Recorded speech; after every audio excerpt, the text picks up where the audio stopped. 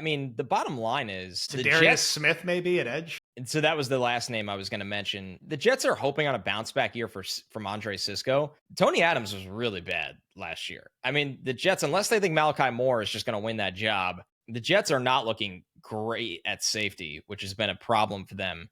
And then you bring up Za'Darius Smith, where once again, like Jermaine's coming off an Achilles. It's going to take some time. Will McDonald is adjusting to a new scheme. I get they took a dart throw at the end of the draft on Tyler Barron. I'm not expecting much there. Michael Clemens was terrible last year, but maybe they just want to see that for themselves. Well, they don't need to see it for themselves, for God's sakes. It's all on the tape. Right. I mean, it's all on the tape. Watch the end of the Colts game.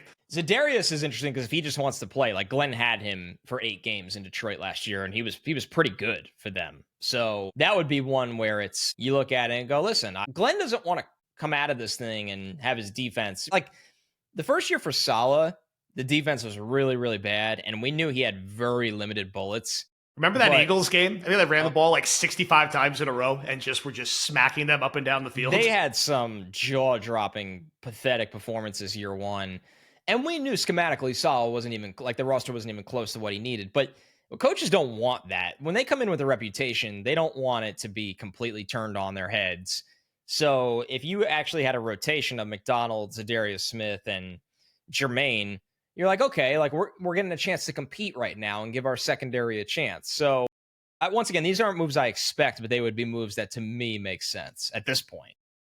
Yeah, the roster needs just a little more seasoning. You don't want to be too stubborn, and adding some competition and some competency doesn't destroy you in the medium or long term. It's okay to bring guys in who have NFL experience and could elevate the room so you don't get put in a spot where Garrett Wilson rolls an ankle and Will McDonald rolls an ankle and you're starting Michael Clemens. And you're running the triple option. Yeah, you're not giving Fields a chance. You're not giving Engstrand a chance. You're even not really giving like Wilkes and Glenn a chance if you're rolling out Tyler Barron and a recovering Jermaine Johnson at edge. It's not, you can only coach around so much. So I do hope that they look at going to the well a little bit, even if when they make that kind of move, everyone's like, oh, like, what's the point? Does it even matter? Like, it can matter if you're smart in the summer. And sometimes guys like that could step in and make an impact for a game or two, and they help you get a clearer look and evaluation at other critical pieces like Justin Fields, like your coaches,